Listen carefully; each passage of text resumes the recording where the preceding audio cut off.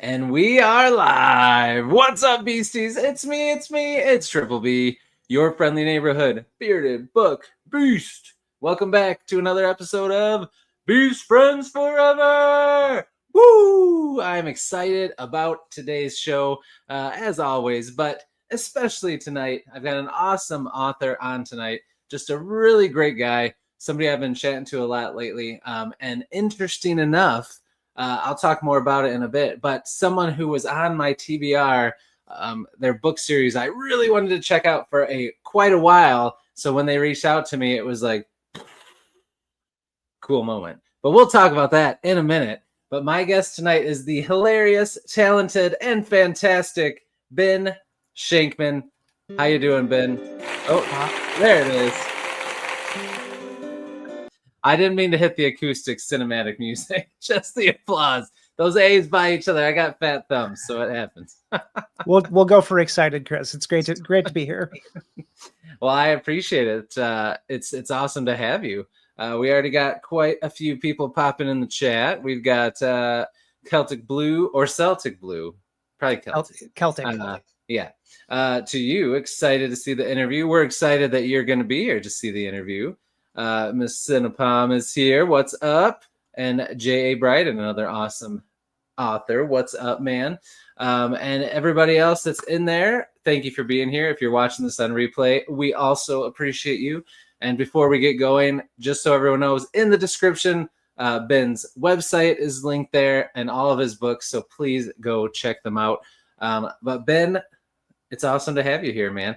As you can see, his beautiful books all around me here. Absolutely love those covers. We'll get into that in a little bit. But like I said in the intro, I was just floored when you reached out to me because, I reach out to a lot of indie authors, or I connect with them and have them on, or they reach out to me. But this was probably one of the first times I've had like an author that I was like wanting to read their books really bad. And then you reached out and I was like, what? Heck yeah, I want to have you on and chat because I really want to read your books. So that was pretty cool.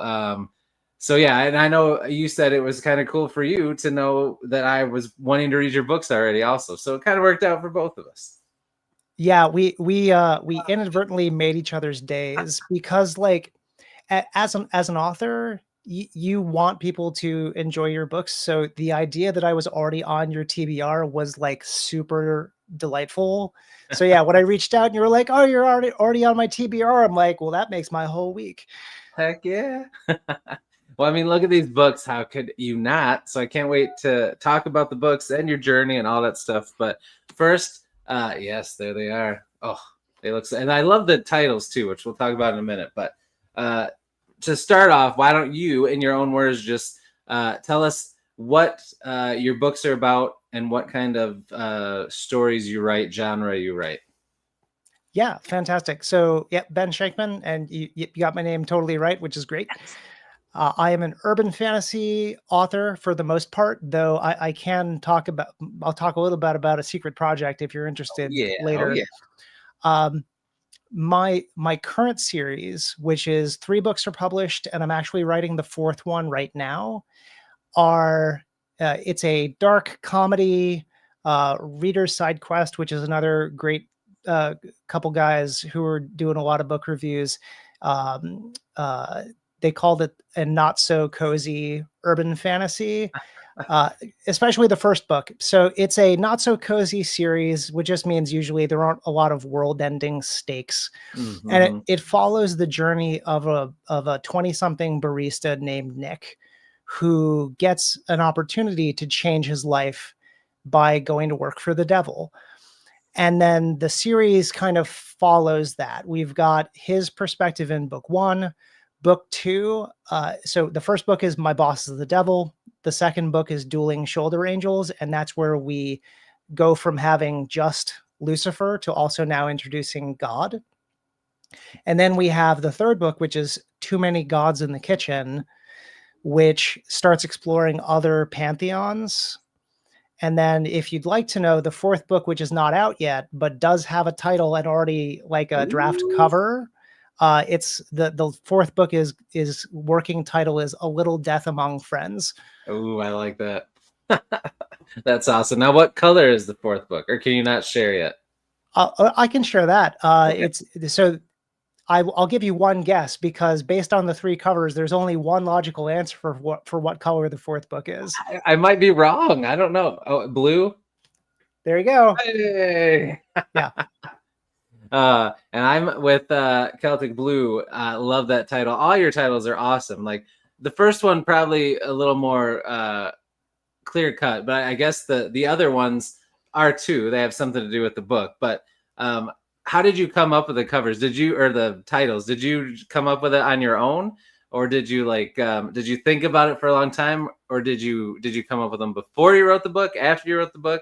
How did you come up with your cover? Or, I keep saying covers. We'll get to that. Your titles. The first title kind of wrote itself because it came from the germ of an idea of if I got a job offer from the devil, would I take it? And so it was there. It was my boss is the devil. I couldn't really call it anything else. And after that, the other two, book two, that kind of just came to me because I think I was thinking about what the cover might look like. And I was going to Mhm. God on one side and Oh, yeah. Lucifer on the other. And I thought about it and like, you have those shoulder angels that are like trying to tell you what to do. Right. Right. And so it came from that. The third book is actually the original working title was not Too Many Gods in the Kitchen. The original working title was The Devil's in the Details, Ooh, that's a good title too. which if you've read the third one, if you haven't, I'm not going to spoil it for No, you. no, no. I haven't yet. There's a detail going into the third book that makes sense as to why it would be called that, but there are too Okay. many, besides the fact that it's a little long, there's too many other books that are called that. Yeah, that's true. And then I thought about it and I said, well, we got Too Many Gods in this one. And then I love plays on words. Me too. So you're an arc reader for my new book, which is titled "It Is a Play on Words," which I'm sure we'll talk about that one. Oh But yeah. yeah, so Too Many Cooks in the Kitchen went to Too Many Gods in the Kitchen, and that was it. Well, it's brilliant, and I feel like the other cover, the other. Why do I keep saying cover? The other title is really cool, but I feel like Too Many Gods in the Kitchen just fits this series, like with the humor and stuff. I feel like it's perfect. So I love it, man. Well done, for sure. Thank you. Um, let's talk a minute about these awesome covers. Now I can say covers. So walk us through a little bit about how these covers came to be, about your cover artist, how the process went for you, like finding them, working with them. Did you have these images already planned out and they just did what you said, or was there some back and forth? How did the covers come about? All right, so I'm going to tell you something that I don't think I've told anyone else on the shows that I've done Ooh, about okay. the Okay. first book cover. Uh-huh. I in the long ago, I tried to crowdfund uh, the publication of this book through it was a different I think they still exist, but either way, like the whole idea was if you get enough certain number of pre-orders, they would publish your book. Oh yeah, yeah. Hmm. And like the working like fake cover that I had was Yeah. effectively like one of those like bathroom stick men hold, holding a briefcase with like devil horns on Oh, it. nice, nice. And so like I've always had this idea that it's a silhouette Okay. Hmm. from the beginning. And so the actual cover artist, so spoiler for every indie author, and I absolutely will not gatekeep this because they're super popular too. If you haven't heard of Hmm. them, you should. There is a budget design firm called Get Covers. Oh yeah, I've heard Okay, of Get the, covers. Okay. so there's Miblart or Mibble Art, which is like their mid tier.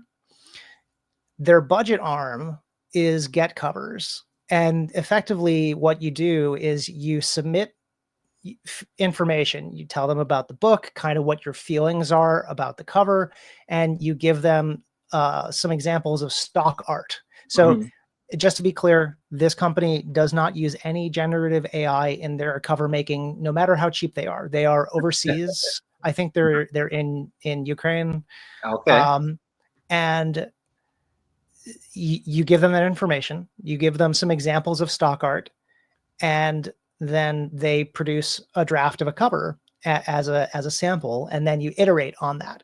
It's unlimited revisions, and it's a budget service. It's basically, I think, where Miblart trains their designers is with the get covers work. Okay. And so what you save in money, you make up for in going back and forth with the design team to get the cover the way that you want. So yeah, that is not what their first iteration of the cover looked like. Believe me. I think the first one, they were going for like a really sinister feel, and it was like Wow. a dude with fire. And I was like, whoa, Oh, you're like, guys. whoa, this is not my vibe of the story. Yeah. So we iterated back and forth. It's unlimited revisions, and we finally got to this because Wow. I am picky, and it took us a Yeah, while to you get should there. be. And then I've gone back to them for the other covers. Okay. And they do a really good job as long as you can articulate what it is that you want. Right. If you don't have at least a halfway decent eye for design, it's going to be hard to, get exactly what you want. And the covers actually tell the story too, because you've got Nick and Lucifer on the first book.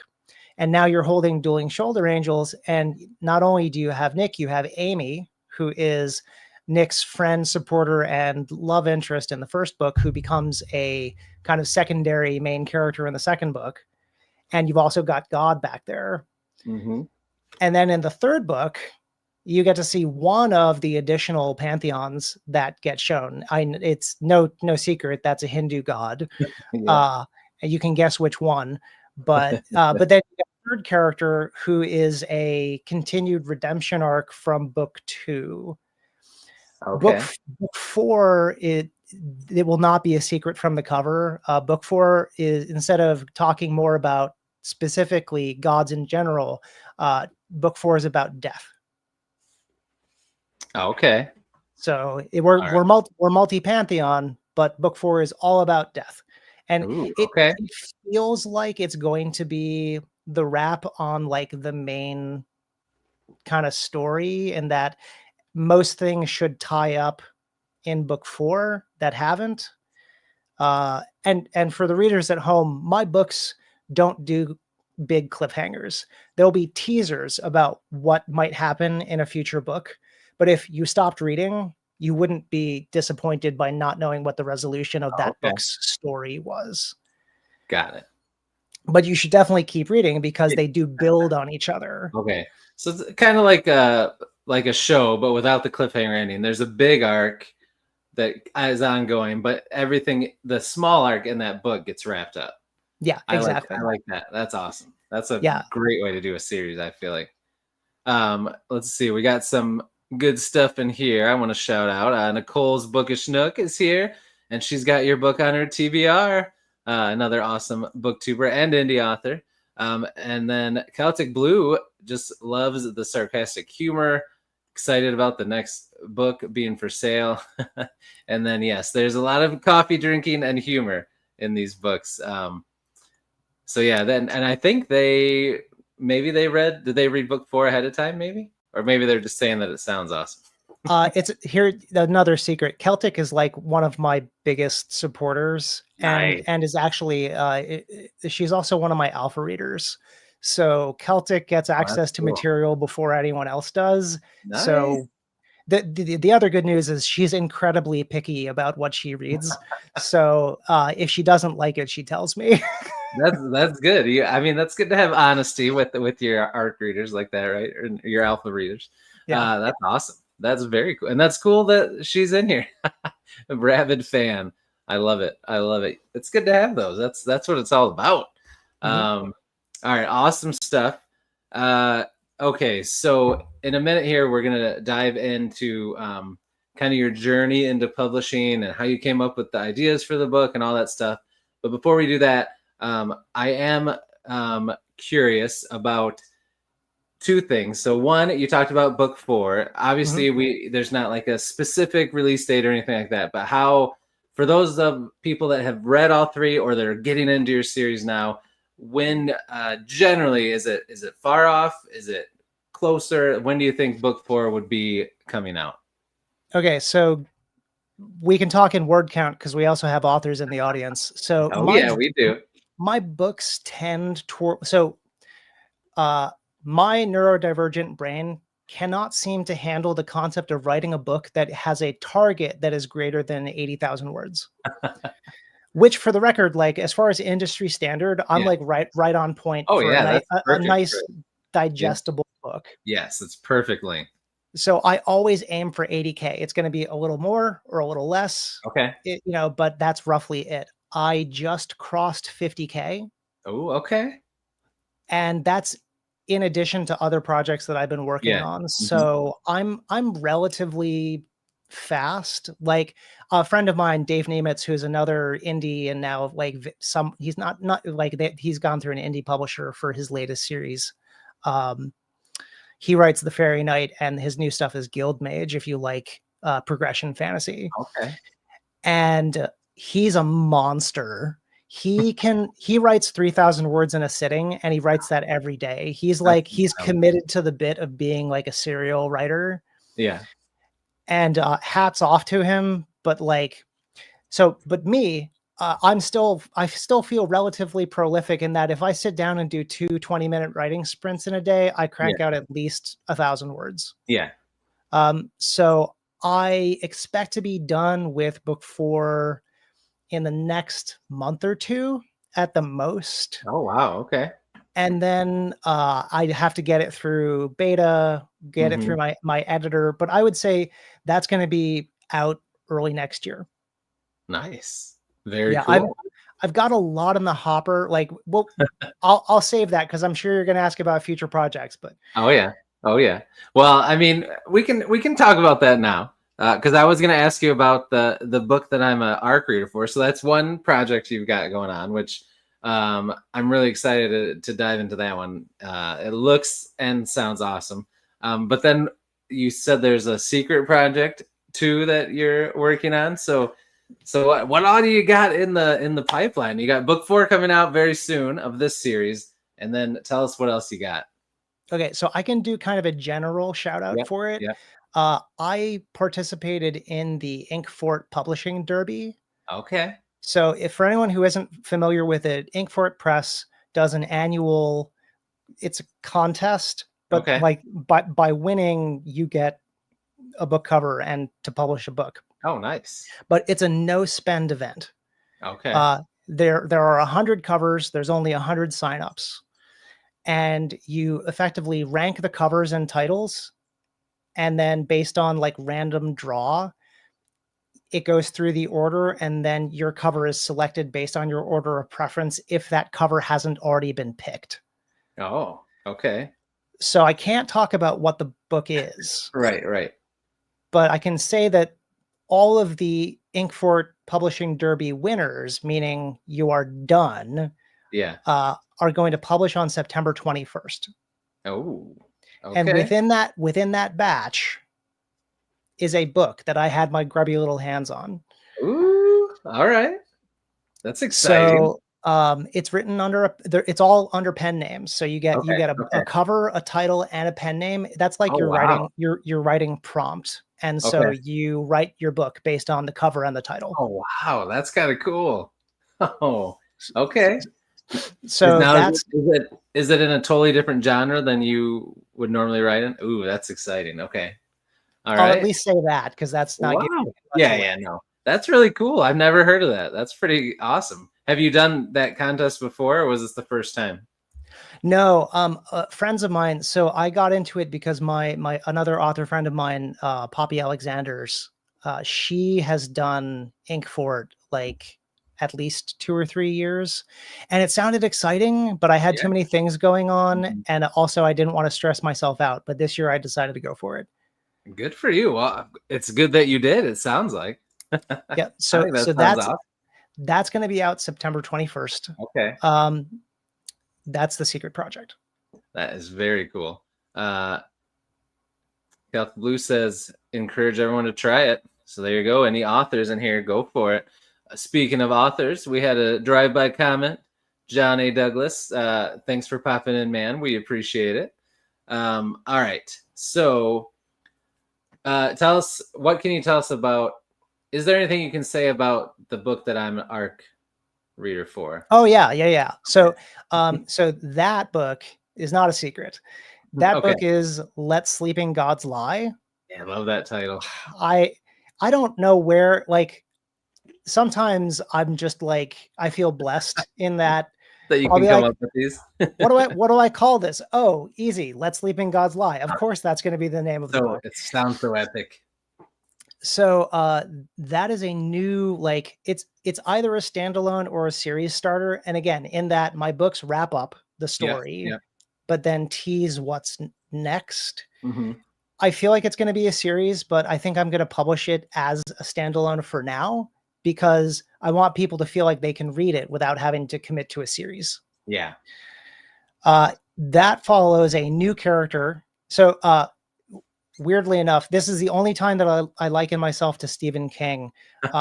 All of my books, all of my urban fantasy books take place in New Haven, Connecticut, but they're all like sideways parallel universe New Havens in that Let Sleeping Gods Lie and the main character Corbin Pierce is a different New Haven than Nick and The Devil You Know, which is the name of the series with those books.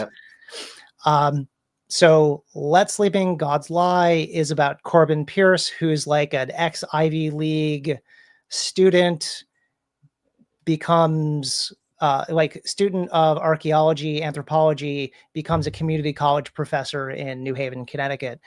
And he's effectively a spiritual environmental activist.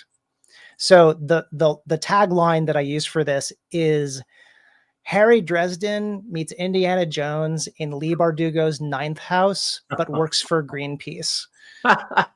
That's amazing. I love that. And I feel like I've made a niche for myself in that most of my books, they focus on a certain kind of magical realism around certain actual, like, real world mythology or religion. So like the Devil You Know is primarily Abrahamic, but then it like branches out, but it basically treats the gods as real and kind of people. Let Sleeping Gods Lie focuses on indigenous myth, and it has a different magic system that it, because the first books effectively is like some of it's witchcraft and some of it is supernatural contract law. Okay. And this new book series, Let Sleeping Gods Lie, the magic system is magic as a natural resource. So do you ever play Dark Sun for D&D? No. Okay. Go ahead. in the setting, those magic users basically ravage the land by draining it of its essence, which is why it's like a desert. This isn't like that, but it's the whole idea is magic's a natural resource, and if you use too much of it that isn't from your own body, then you have to take it from somewhere. And then if you're a good person, you're not doing the thing where you're basically killing the earth in order to fuel your magic. Okay. Interesting. I like that. Yeah. So Corbin himself is not an indigenous person. I am not an indigenous person, so I will not write from that perspective because I don't feel that would be a good thing to do. I did have a number of people, specifically clan mother Shoren Piper from the Golden Hill Pogasets that are in Trumbull, Connecticut, was a basically consulted and also was an early reader for my book. That's and I have another ARC reader who is who's indigenous, and I cannot for the life of me remember her tribe at the moment. It might be the Anishinaabe, but either way, I did have help to make sure that I was treating the material well. There is a supporting character who, because it's in Connecticut, is of the Golden Hill Pogasets, but the myth that it's based on is actually a Quinnipiac myth, which is from the New Haven area. But the Quinnipiac are basically like, I don't want to say that the tribe doesn't exist, but like the tribe was never recognized by the state, and like descendants of the tribe are really, really hard to get in touch with and have no formal organization. Otherwise, I would have reaced out to them Right, also. right. Okay. Man, you did your research for this one. I'm impressed. Good for you. I feel like, again, this is funny because I'm having this conversation about a different book that I'm actually reading, which I don't want to name or go into because like I don't want to throw any shade. Yeah. I feel weird when people, again, you don't have to, it's this whole argument of own voice. Are you writing from your own perspective? Yeah. It doesn't have to be own voice, right. But if you're not going to, if it's not own voice, you need to be damn sure that you are getting it right. I agree with you. And I really didn't want to get it wrong. So even just having a supporting character using a myth and like basing some of the magic on certain principles, like I also there are ceremonies that happen in the book that are related to indigenous spiritualism and practice. So I did my best, but I also will say definitely keep an eye out for the book when it comes out. I have an author's note in that 10% of all proceeds, like profits, because like there's costs and all that, but like 10% of all profits for that are going to go to a charity called Not Our Native Daughters, which is a great charity for indigenous folks. So go check that out. But cool. in that, I want to thank the people and the culture that this book is trying to represent in any fashion and give back to that. That's very cool. I love it. That it sounds like a lot of fun, man. You have just got some inventive, different ideas that I love, and I love urban fantasy, so it's win-win for me, man. And humor, I mean, you're checking all the boxes, so I'm excited, man. That's very cool. So, I mean, you only got a couple things going on. It's not like you're super busy or anything. You got one more? I have another, and then okay. I love it. I don't think I even mentioned for the audience that I actually for the first series, The Devil You Know, I narrate and produce my own audiobooks. Yes. I was gonna say we've got the audiobook queen, Cinna, is in here. I got to go back, but she was excited that there was audiobooks, so I was gonna ask you about that next. So yeah, books 1 and 2 are available. I narrate in the entirety of the first book. And then in the second book, I narrate all of Nick's perspective, and a little bit of spoiler, but I'm not going to tell you why. Amy has her own POV chapters in book 2, starting in book 2. And my lovely partner, Katya, narrates Amy's chapters. This is their debut audiobook narration, and they did a phenomenal job. That's awesome. They have a beautiful voice for audio. And we're starting production on the third book this month. Oh, that's awesome, man. And I've listened to some of the first book on audio, and you did great, man. Thank you. I mean, some authors do it, and I think it's always cool when an author does it, just because, and I know how expensive audiobooks can be to make, have somebody else make, but I feel like you like nail it. Like you do a great job. Like I enjoy the way you did it. So I can't wait for book 2 to hear you guys do it together. That's pretty cool. Yeah, thank you. And wait, lost it. Oh no, so I have one other thing though. So like in addition to these audiobooks, I have another book that is entirely done, and I just got it back from my editor.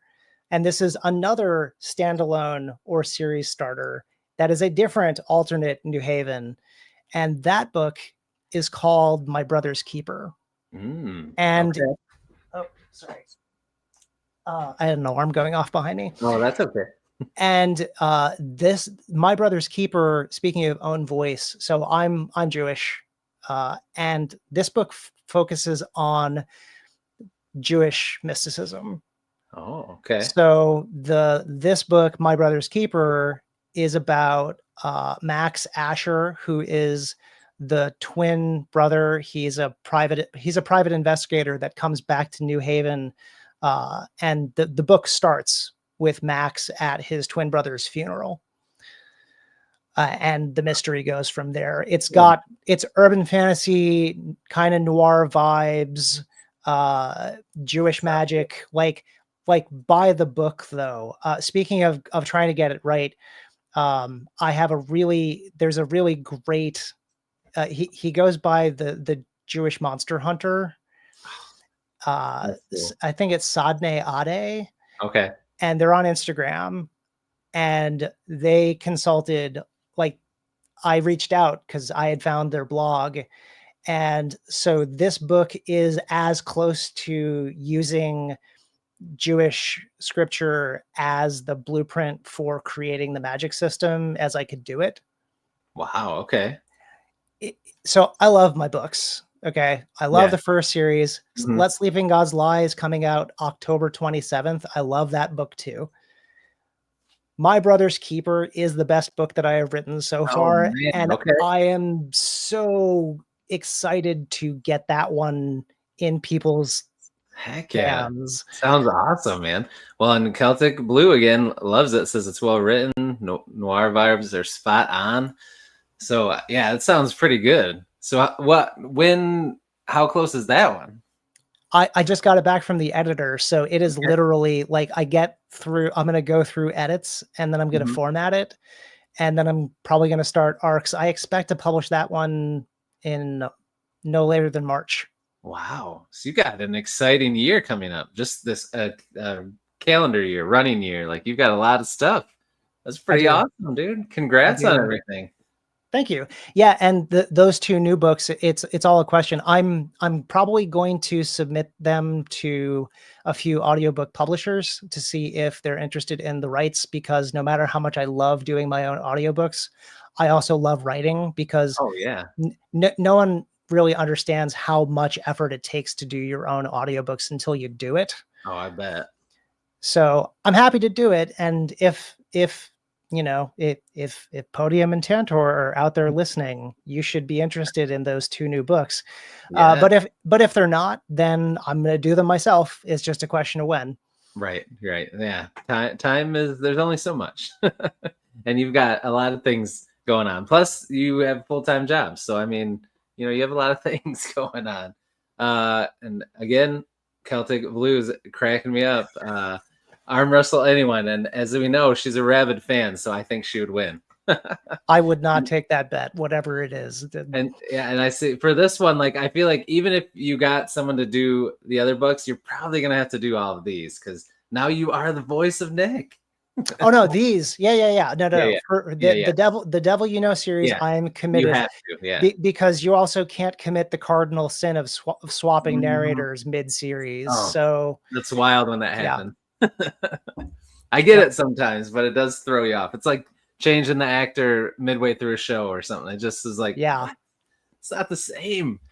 That's cool though, man. I'm excited for all of those books. So definitely remember Ben's website. All this stuff is in the description. So keep an eye on his stuff and on social media. I know you're on Instagram. Are you anywhere else where people can find you? Yeah, I'm on Facebook. I'm on TikTok. I'm on Blue Sky. I am not on the Bluebird place.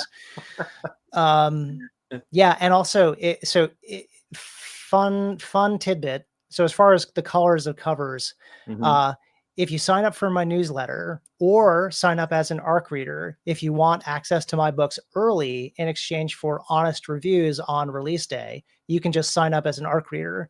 You can even sign up as a beta reader. You can even sign up as a beta listener. Ooh, there you go. Senna, you hear that? But if you do that, you will get a copy of the ebook short story, which is a prequel to The Devil You Know. So if you want to know how Nick gets into Lucifer's sights in the first place, it's a short story called The Thief of Joy, which comes from that adage, is comparison is the thief of joy. Which again, as I was writing it, I was like, oh man, he's just comparing himself to everybody. Oh, there's the title. So yeah, the Thief of Joy is the prequel story that gives us Nick, but also introduces a really cool character that I might bring back for like a solo, like Ooh, okay. flashback book at some point. Very cool. Well, and I got the short story, and I'm impressed with the cover and the title. The title fits with everything else. It's clever. It goes with it, and then the cover goes with everything too. It's white. It's got like the same kind of look, and I love that because a lot of people, when they do like a prequel story, giving this away with their newsletter, it either like doesn't have a cover or it doesn't really match the other ones. Like I love that you're like all in. Like this is going to be part of the story. It's going to look part of the story. So I was impressed. I thought that was really cool. Thank you. Yeah, and it goes back to get covers again. Like they are affordable enough, especially if all you need is an ebook cover. Right. But Oh, even yeah. even with print, their packages are insane. And That's awesome. I would rather go with their service to be able to do a quality cover for every one of my books Right. than spend all of my money on one fancy cover and then not be able to do justice to the rest of it. Right. You know? Yeah. Very true. All right. Awesome. Well, we'll switch gears here in a minute and talk about your journey into publishing. But before we do that, I got a question for you, Ben. Mhm. Do you like really bad dad jokes? I'm a dad, so yes. Yes. All right. All right. I got a couple for you. Okay. Okay. All right. So let me see which one do I want to do more? Okay, this one's good. So I went to see the barber last week, and I'm really upset because he said he can't cut my hair any longer. He can only cut it shorter. Wah, wah, wah. All right, one more. This one's really bad. Okay. What did the bison say to his son when he left the ranch? Bison. I was like, it's got to be obvious. But oh, all right, good stuff. Now, as a dad, do you have a go-to one like in your brain already that you want to share with us? Oh no, it's just the standard "Hi, hungry, I'm dad." Oh, kids hate that, don't they? Oh, he does. All the time to my kids. They get so mad. Yeah, my son is 9, and he's like, "Dad, come on." You're not funny. Like, I think I am. Oh, all right. Awesome stuff. Well, okay. Take us back in time, back to when you were just a little Ben, just a little guy.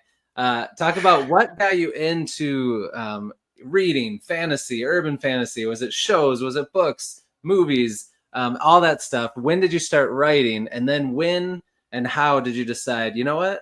I'm going to go for it and write an actual book and try to get it published. So walk us through that long journey in your own words. Okay, so you've asked for some deep cuts, so I'm going way back. Yeah, let's do it. Let's do it. You're the star of the show. This is great. So this actually dovetails into the dedication on my audiobooks. Okay. Because so my books don't have a dedication, but my audiobooks do, because my mom has been in poor health for quite some time and basically can't read right now because she's had some issues. And I wanted her to be able to hear my books in my voice. That's cool. So the dedication for the first book, well, both books are to her, but differently. My mom got me into reading. Like I was a nerdy, lonely child. I'm an identical twin, by the way. So like being a lonely child as an identical twin is a weird concept, I guess. But my mom used to buy, like my mom was a consummate tag sailor, and depending on where you are in the world, rummage sales, whatever it is you call it, it's the people put boxes of stuff outside of their house and they sell it. Those. My mom went ham on tag sales every weekend, and she would bring me literal garbage bags full of mass market paperback books. Oh, wow. Because this was back in like the like mid to late 90s. Okay. I'm old. So am I. So it's okay. I got you. So I would have to pick through, and I would find ones where it was like I already had it as a duplicate, Now it's number 2 in the series, and I have to wait for her to bring a garbage bag that contains number 1 from someone else's sale. And so like I had this massive fantasy and sci-fi collection that was like made of bits and pieces. That's amazing. And I was just a voracious reader, and I read tons of sci-fi, tons of fantasy.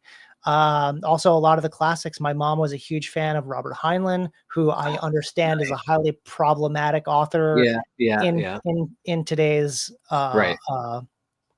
landscape. But a lot of his books were also, I read them earlier, so it's very formative, you know. She was a huge, she had a cat named Jubal after Jubal Harshaw from A Stranger in a Strange Land. So yeah, I got into reading because of her. I've been writing forever. I wrote short stories in elementary school. I wrote a short story in middle school that I won an award for. Nice. Lost to Time and Space. Oh man.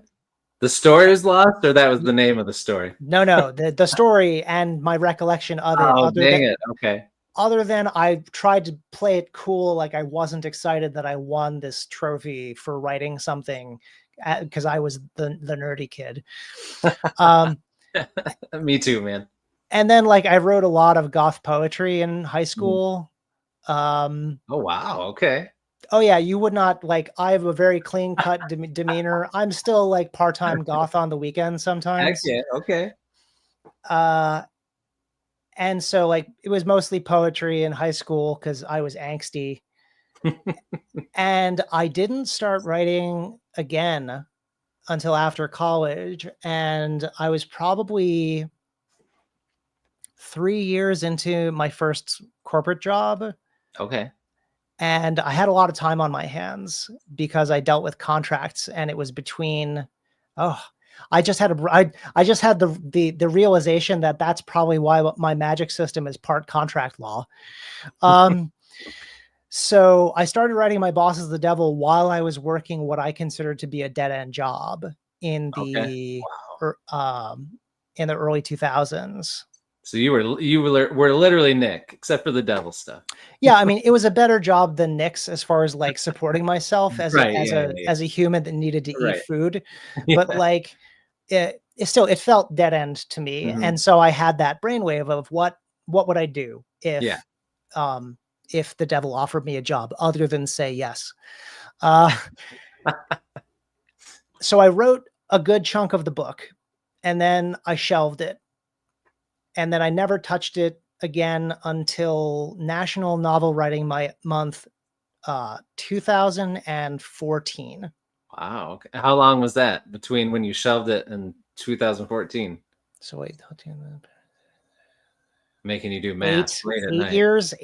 That's a long time. Okay. I don't know. Maybe it was like a long time. Graduated 2002. Like add 5, carry the 2. It's like. Yeah, let's say at least 6 years. Okay. During National Novel Writing Month 2014, I finished the draft of the book. I got it professionally edited. I then put it out on submission a bit. Got 0 interest. I tried to go for that crowdfunding route. Got not enough interest. Shelved it again. Said, I'll come back to this. It probably needs some work. I'll probably need to do some rewrites or whatever. Nearly 10 years later, so this is like early 2023, I'm on TikTok, which for the record, it was a tumultuous time in my life for a good few years. And TikTok was like a lifeline for a lot of different reasons. You know that theory that the algorithm's going to give you what you need. It gave me what I needed. And then eventually I got to entertainment, but like for a while it was just what I needed. And one of my favorite creators, and I don't know if you know her, her handle is Atomic Apple Pie. She is the one that has the spray bottle and reads bad romance prose written by men. And so like she'll read something terrible and then spray the author. and I'm reading this and I'm dying because it's hilariously bad. Because there are such things as objectively bad books. Oh yeah. And I said to myself, I wrote a book. It cannot possibly be as bad as any of these. Why haven't I published this? Right. And I started looking into it again. I was like, well, what am I going to do? Well, first I got to dust it off. Then I got to edit it. I added probably like 15,000 words Oh because it wow. was like on the Good shorter stuff. end. It was like Okay. 60 something. I added like, went to like 72. I don't know. And so I got that, had a couple friends take a look at it. I read it aloud to my partner, Kat, did edits through that. By the way, reading your book aloud to someone before publication is important because you will catch things that don't make sense, don't sound right. And if the cadence is weird, you will feel it because you're trying to read it out loud. One of the best like editing tips that I can give anybody is read your book aloud to someone, even if it's just to yourself. A lot of people will have like Word read it to them, but I can't stand the computer voice. Yeah, me neither. I get that. So yeah, find someone to read to. Huh. And so I did that. I did not get it professionally edited again, but I had enough of my friends who have like literary backgrounds go through it that I felt comfortable pulling the trigger. And I decided to not go the traditional publishing route because that book had been kicking around for well over a decade. Right. And I felt like it deserved to see the light of day. It needed to get out there. And to be perfectly frank, now with what I know about the traditional publishing industry, and frankly, my genre, urban fantasy, like unless your last name is Butcher, urban fantasy is not a hugely popular genre. It goes in cycles. Yeah. But even so, like editors and publishers and agents, even if their wish lists say, I want urban fantasy, no, they don't, as far as I can tell. Right. So yeah, I said, no, I'm not going to wait. I'm not going to wait another 5 years until I land an agent and a book deal, if ever. I'm just going to publish. So while I was working on getting that book published with a publication date of December 2023, National Novel Writing Month 2023 happened, and I wrote 90% of Dueling Shoulder Angels in November. In that one November is a lot. A lot of writing in that month. Yeah, it was a lot. Finished that up in December, and then I started writing the third book, which I finished by June. So it took a little longer, but like I've been cranking stuff out. So like I just I got the ball rolling, and now I don't want to stop because I feel like if I ever do, I will never start again. So I'm just going to keep going until I'm completely burnt out. Hey, it's working, man. You got all sorts of awesome things going on. That's pretty cool. It shows determination that you did not give up on that book, and you kept going until you put it out there. And I know there's a lot of people, myself included, like I'm an aspiring author, so I would love to publish a book. So when I hear these stories, like it's inspiring to me. So kudos to you, man, because most people start writing a book and they never finish it, let alone publish it. So you're already in the minority with that. So you should be proud of what you've done and what you're continuing to do. I think it's awesome, dude. So actually, I don't get to use these often. They just added these. Round of applause. You should be proud. That is awesome. I got to shout out something in here real quick because I think Celtic Blues is becoming one of my favorite people too, because they said one of the top interviews they've seen on YouTube. I appreciate that. Thank you. It's an engaging conversation, Chris. I will say I'm enjoying spending time with you. Well, I appreciate that. I'm even after the dad jokes, I'm glad to hear you say that. So despite the dad jokes. Despite the dad jokes. All right. So we're going to switch gears again a little bit here. There's always some questions I like to ask. Readers always want to know kind of how different authors, their writing process, how it's different. So we're going to ask some questions about that. But before we do that, every day I do a question of the day on my YouTube channel, and I like to ask my guests how they would answer the question. So my question from today, my mind just went blank. Hold on. I did that before. That's okay. Yeah, it happens. It happens. Okay. My question of the day today, I seriously cannot remember. My gosh, I already knew what I was going to ask you. I'm going to it right now so that I can ask you it. This is Okay. what we call vamping for time in the business. It is. All right. Now I remember. Okay. So, which of these bookish habits, some of them weird, do you relate to the most? All right. So, first one was, which, if anyone's wondering, this was the winning vote. Most people voted for this, reading multiple books at once. So, having different books going at once.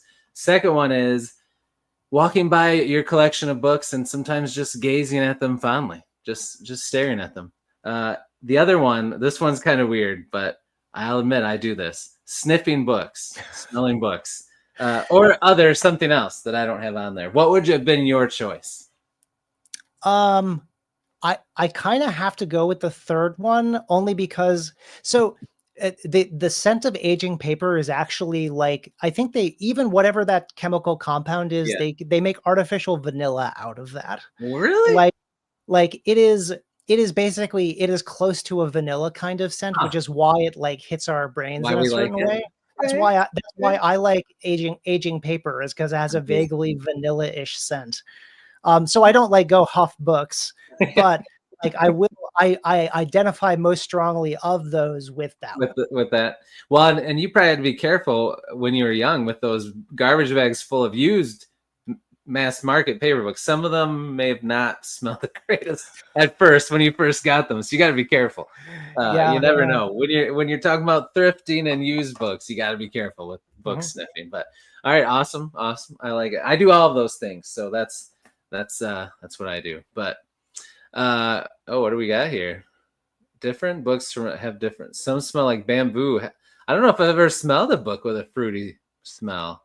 I feel like that's a book that's gone bad. It's actually a rotten book. Like this book's turned. Sorry. It's got that sweet smell. That's dangerous. That's interesting though. I would like that. Well, you know what we need to come up with?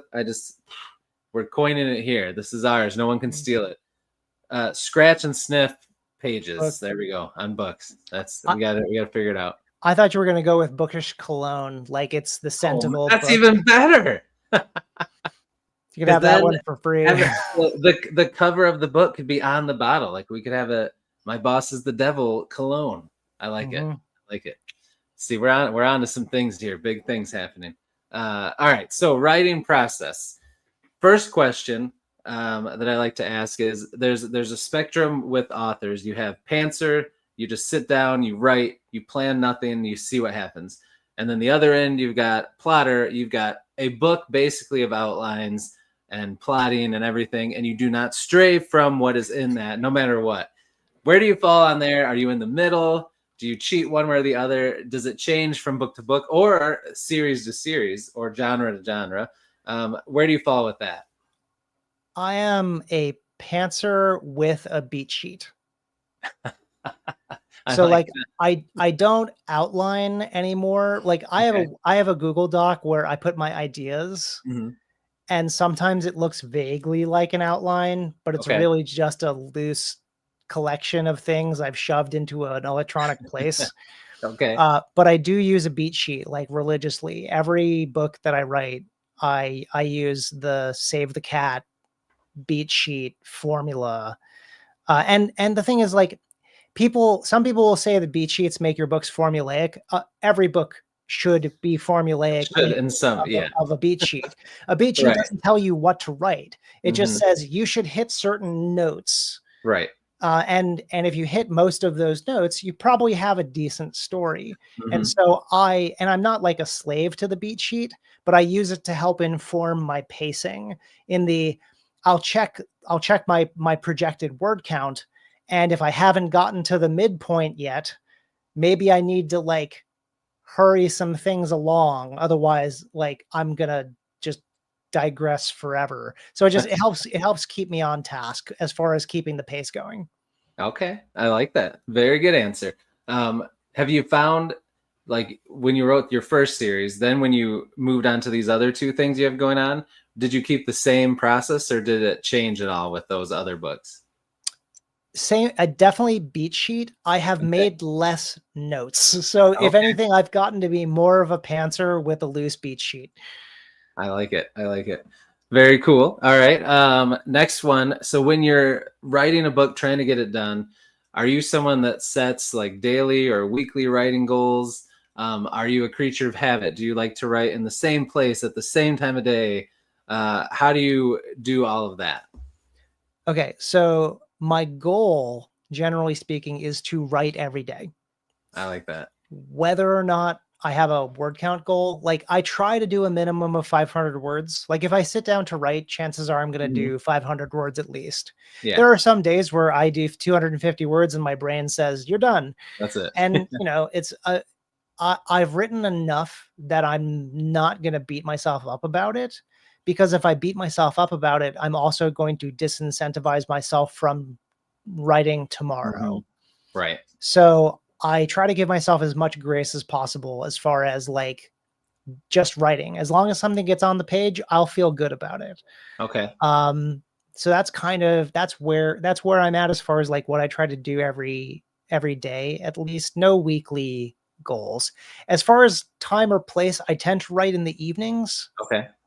because I have my son every other week, and so I trend towards doing it after he goes to bed. Mm-hmm. Mm-hmm. I will say though, I also love, my partner and I call it coffee shop time.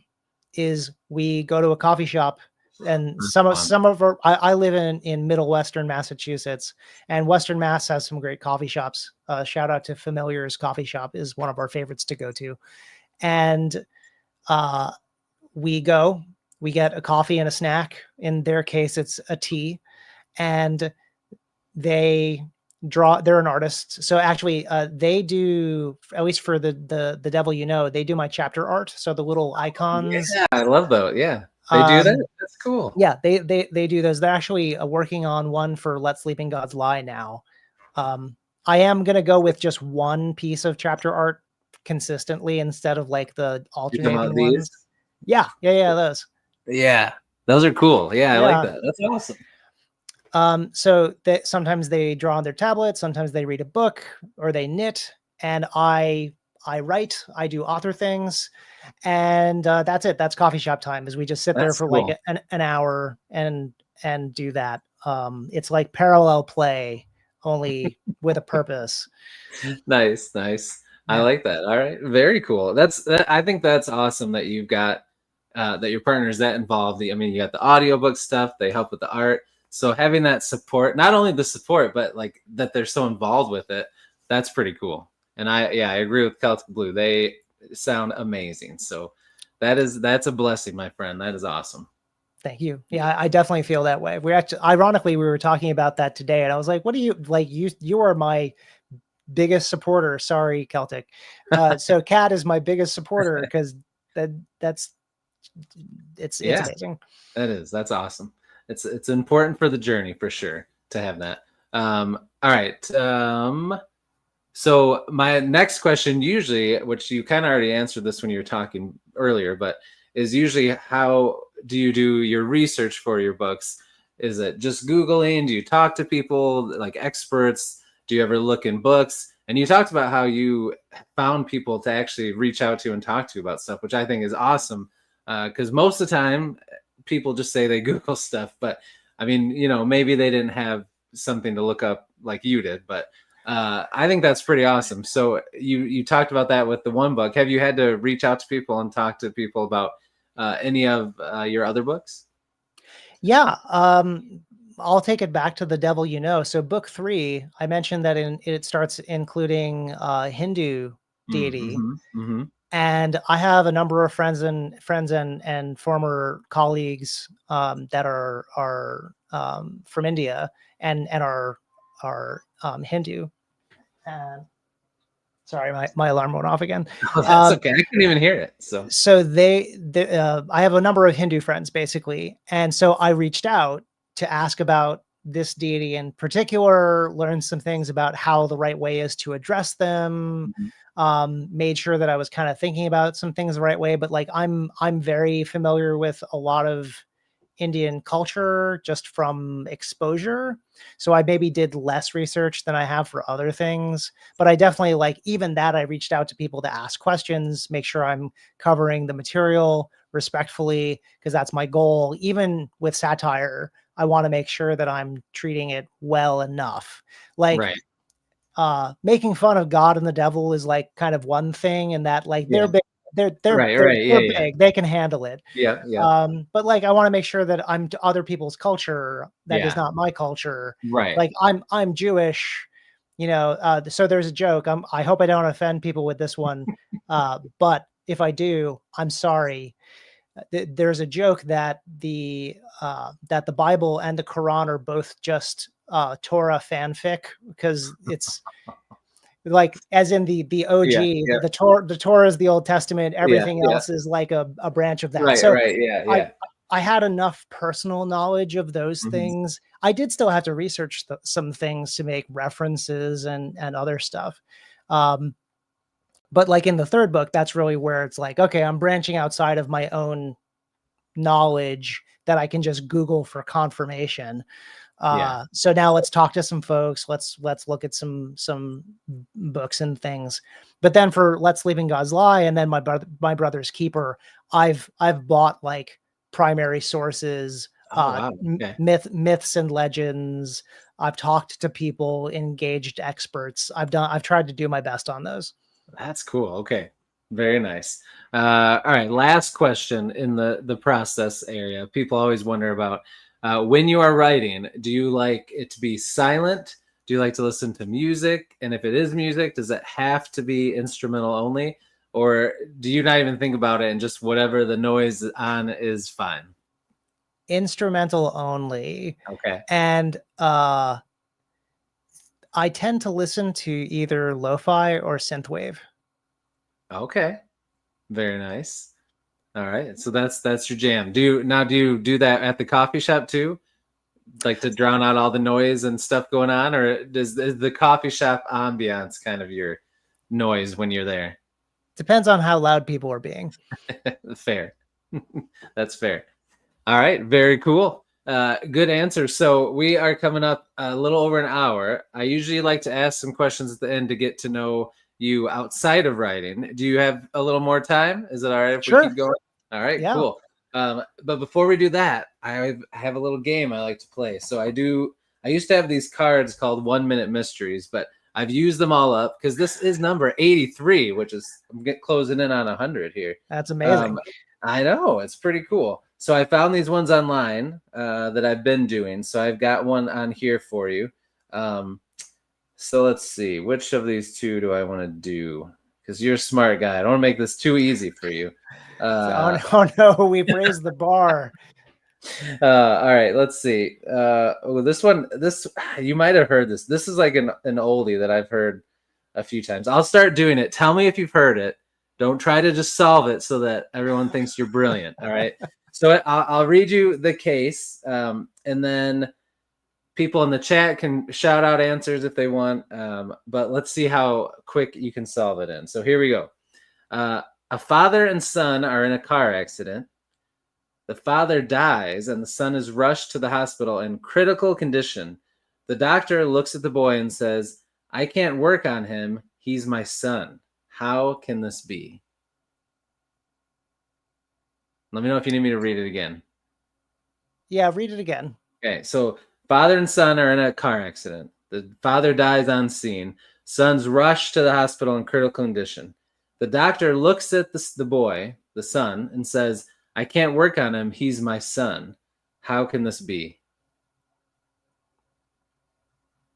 So okay, I have to be a little tongue in cheek right now. It's like, it's 2025, right? He can just be gay. It's okay. So he has two fathers. There, I've solved the mystery. That's a good one. It's not that though. It's not that. Okay. But you're on the right track. You're on the right track with the parent. Oh. It's I gonna be mean, really. It's really obvious when you get I it. You're mean, gonna be like, it could be that it's that one of them was a stepfather. nope, nope. Still, you're still thinking good. It's way Okay, more obvious than that. it's way more obvious. So Yeah. sorry, a father and son. Father and son, car accident. Father dies. Son's rushed to the hospital. The doctor sees him and says, "I can't work on him. He's my son." They steer you in the wrong path by the setup. And Yeah, when no, you I'm trying to figure out what's wrong with the father and son part. It's like father and son. It well, doesn't say that uh, it's his the, son though, right? the It's father the father and son part is actually unrelated, other than knowing that the father died. well, yeah, but okay, if we're gonna get into semantics, it doesn't say that the son is his son. It says a father It, and it is son. it is his son though, because I Okay, don't it want is you to his go son. down a rabbit hole that's not going to help you. If there's a rabbit hole, I will go down it. That's what will happen. Okay. Yeah, so it's not a Oh my stepfather. god!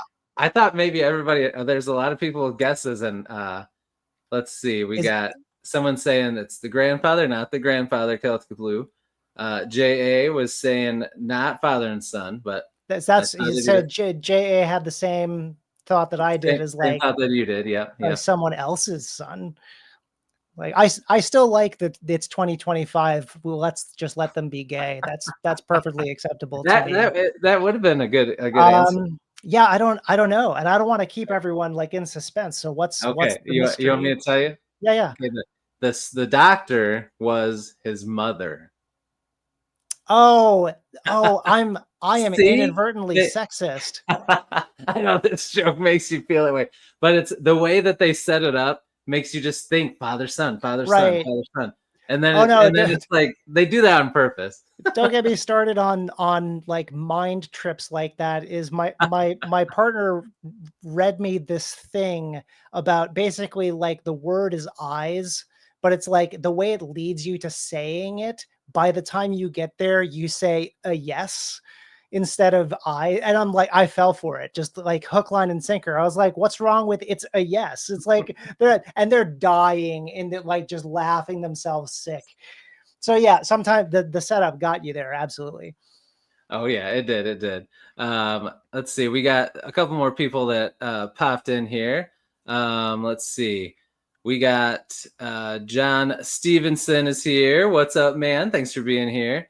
And I thought I saw somebody else that had popped in, but Happy Sky is here. So we're coming to the end of our interview here, Happy Sky. Make sure you check out the replay if you want to know. But these are Ben's books right here. They are urban fantasy and they are fantastic. Yes, there they are, the beautiful covers. Everything's linked in the description down below. Urban fantasy is fantasy that takes place modern days in a city, in an urban setting, with some fantasy elements, but more in a modern setting. Think well, if you've read some books, Dresden Files would be a big urban fantasy series for sure. Uh, Um, I'll say the fact that it's in a city, the city usually has to be pretty relevant to the yes, storyline, because a yeah, lot of things are modern and urban, but they're not necessarily urban fantasy if the hmm, setting itself isn't kind of part of the story. yep, yep, for sure. All right, all right. So here we go. I got some questions for you for us Okay. to get to know you outside of writing. So I got a few. We'll start with an easy one. Maybe sometimes people struggle with this one. What is your favorite color? Red. Red. Didn't even have to think about it. All right. Has that always been red, or It's changed over time. Sometimes it's been more blue or green, but like consistently, it's been red for a while. Like in my, I've done fire dancing and stuff for a long time. So uh, fire is Celtic kind of Blue a just thing. had asked me to ask you about fire dancing. So that's actually I'll go to that question next because usually it's a couple questions for now, but I ask what's a hobby or talent you have that we don't know about. Fire dancing would definitely fit the bill. So why don't you tell us about fire dancing? How did this come about? What is fire dancing? I need to know all of these answers immediately. So fire dancing or is kind of like a broad category. But it's basically performance with a prop that is on fire. Hmm. And sometimes it's wicks on chains that are called poi. Could be with a staff, could be a Okay. sword, could be a fire bullwhip, which I also have. Um, all sorts of stuff. And so I learned poi from my friend Andy years ago. Um, and he went to a festival, brought it back and said, Ben, I got to show you this. And I said, that's great. And then like it became part of my identity for the next like 20 years. And so I've been doing that for a long time, performing semi-professionally. I've been leading a fire troop called Hubris for the last like 15 Hmm. years. Uh, that we've performed various places along the East Coast. And yeah, so that's fire dancing. That's pretty cool. Wow. Okay. Have you gotten anybody else into it? Any friends or Oh yeah. Yeah. nice. Yeah. Okay. I used to teach it also. There's a festival down in Maryland called Free Spirit Gathering that's actually primary. That's where my friend learned it. And then eventually we went back and I taught there for years. Okay. Wow. Very cool. All right. That's I don't know if I'll ever have that answer as a fire dancing again. That is pretty neat. All right. Next question, back to favorites. What is your favorite food? So if you got to choose where you're gonna eat, what kind of food are you going for? Lebanese. Oh, okay. Yeah. You got all the interesting answers. Chicken shawarma is so I spent 6 months ironically where I finished the draft of My Boss is the Devil during NaNoWriMo in 2014. I was sequestered in a extended stay hotel in Dearborn, Michigan. Oh, wow. Okay. Um, and Dearborn is like an Arab American Hmm. like population center of the United States, like has the largest mosque in the United States. Wonderful people, food's amazing. I could throw a rock and hit the Lebanese place that Oh, was man. right by work. And so I ate there 2 or 3 times a week for like 6 months. Wow. So yeah, Lebanese became my comfort food. That's cool. Is there a place near you now that you can go to get Lebanese? There is, though I will say currently my favorite Lebanese place is actually in New Haven, Connecticut, which does appear in Let Ooh. Sleeping Gods Lie by Okay. name. Very cool. All right, I'll remember that now that it's a real place. Mhm. Okay. All right. All right, now you may have to put on your thinking cap and go back in time for this one. What was your first job that you got a paycheck for? I worked under the table at a deli, walking distance from my house. Okay. Sorry, you said a pay. Do you mean Well, that money counts. or That counts. okay? Yeah, that counts. Yeah, I stocked shelves. I did things that I wasn't supposed to. The only thing they wouldn't let me do was use the meat slicer because that would have been Oh yeah. purely illegal. Yeah, there was Um, something bad to happen with that. Yeah. yeah, I got real fast at punching in lottery numbers on the machine though. So yeah, I did that. That was my first Wow, job. okay. Interesting. That's pretty legit first job then. Not too shabby. All right. Do you remember what was your first car? What was your first ride? It makes an appearance in My Boss is the Devil. It was in Oh, fact a no. 1987 Dodge Shadow. Oh, the Shadows. Okay, 1987. I like to look up a picture of it. Do you remember what color it was? It was white with a maroon door because Nick's car has a maroon door. Yep, yep. Let's see if it will show me one with a maroon door. No, Oh no, but no. I did find a white Dodge Shadow. Let's see. Uh, did it look like? Let's find one from the side. Like, well, did it look like that? Wait, Yeah, looked like that. nice. There it is.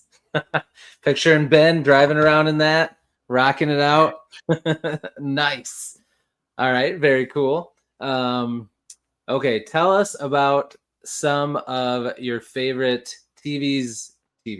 movies, and TV shows. Oh, I've watched a lot of movies. Uh and TV shows. I've watched a lot of TV shows. TV show, one of my favorites, let's just go with West Wing. Oh, that's a good The show. West Wing. Aaron Sorkin is a master of dialogue.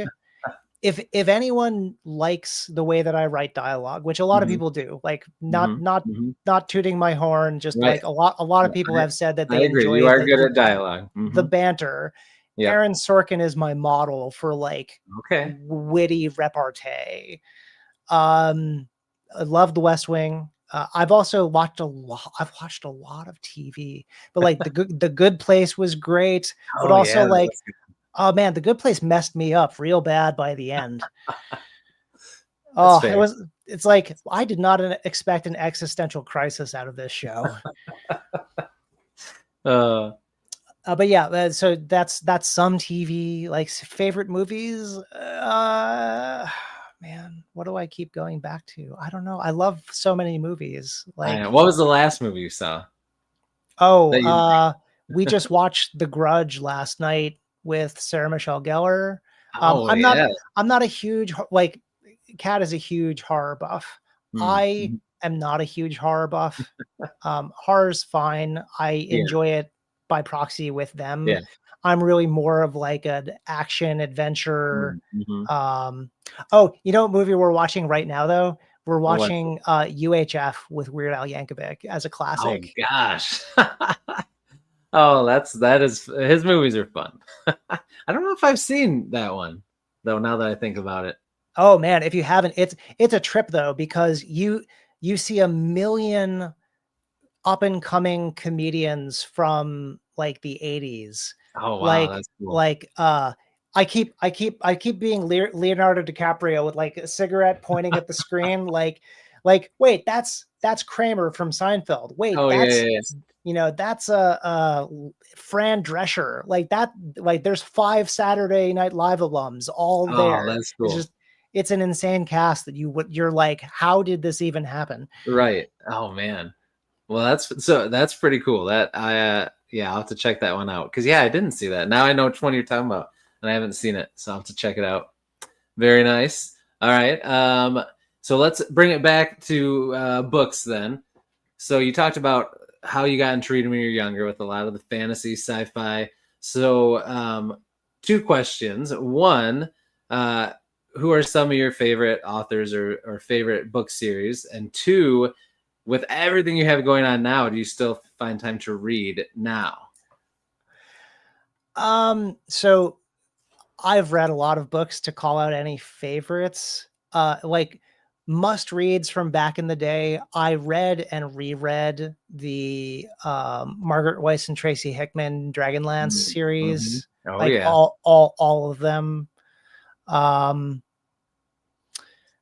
uh, yeah, those books were great. I love Robin Hobb, the Fitz Chivalry, like the Farseer Oh yeah, yeah, yeah, series. yeah, yeah. I got to read those still. Yeah, I used to read a lot more like epic fantasy, Mm-hmm. but like I love urban fantasy. One of my Mm-hmm. big inspirations for kind of mixing real world and mythology is actually Charles DeLint. Oh yeah, yeah. Yeah, Charles DeLint, who wrote the Newford series, Mm-hmm. which blends like the indigenous and specifically a lot of the Kikaha people of like Toronto.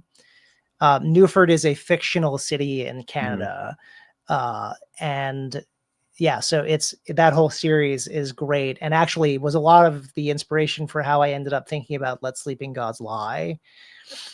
Um, so yeah, Charles DeLint. I definitely read. I read a lot of Jim Butcher and the Mm-hmm. Dresden Files up to a point, in which case I stopped.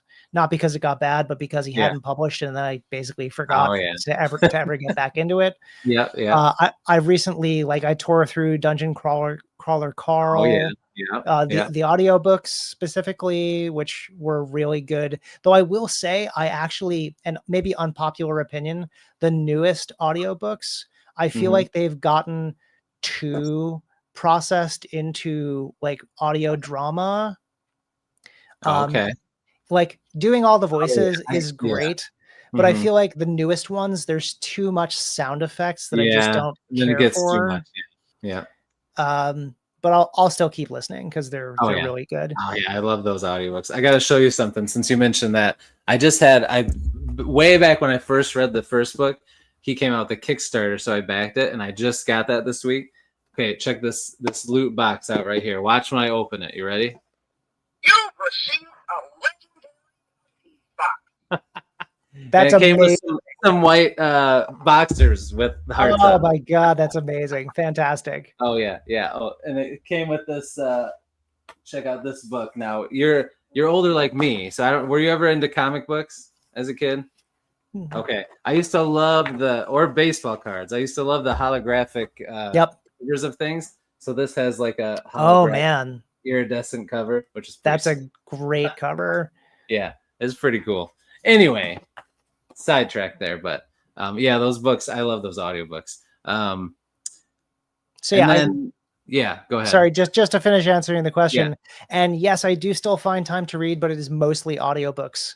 Okay. Because if I'm at a point where I could crack open a book, I really should probably be writing. That's true. That's true. That's right. I think Celtic Blue would agree. You need to be writing us more of these awesome books that you've been working on. All right, very cool. Well, now we can wrap things up. Now that I got through those questions and we got to know you better, it's hard to believe we've been talking almost an hour and a half. It's just flown by, man. It's been a blast. You have a lot of things coming up, so I would love to have you back on when any of those things come out or whenever you want to shout anything out. I would love to have you back anytime because this has been a lot of fun, my friend. Oh yeah, absolutely. Anytime. Awesome. So in a second here, I'll give you the floor to share out anything else you want to talk about or one last pitch for anything. But I just want to say thank you to everybody in the chat. You guys were fantastic. Thank you. If you're watching on replay, we appreciate you. And again, in the description, Ben's website, all his books are linked. So be sure to check that out. But my friend, you have the floor to say whatever you want. Sure. Yeah. And thank you very much, Chris, for having me on. This has You're been welcome. fantastic. Love the conversation. And I will absolutely come back anytime. But find me on social media and my website, benschenkman.com. My current book series, the 3 books are out in ebook, paperback, hardcover, and the first 2 books are out in audiobook with the 3rd to come.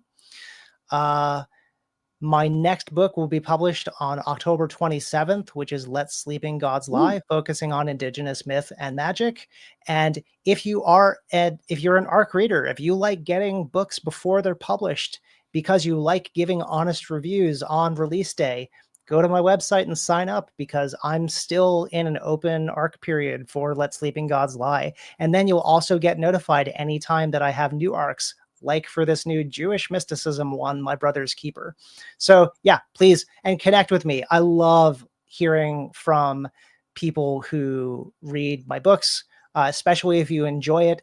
If you don't enjoy it, maybe don't reach out unless like you really want to talk. But yeah, please reach out. I love hearing from people. Awesome. All right. Well, everybody have a fantastic night. I will be back tomorrow night with another interview. And actually, he's in the chat. I'll be with J.A. Bryden tomorrow night. So look on the socials tomorrow for info about that. But have a great night, everybody. Thank you again, Ben. We'll see you in the next one. And until I do, have a great night. Devour your TBRs. Be brave, be beautiful to one another, and be beastly. We'll see you, everybody. Take it easy. So long.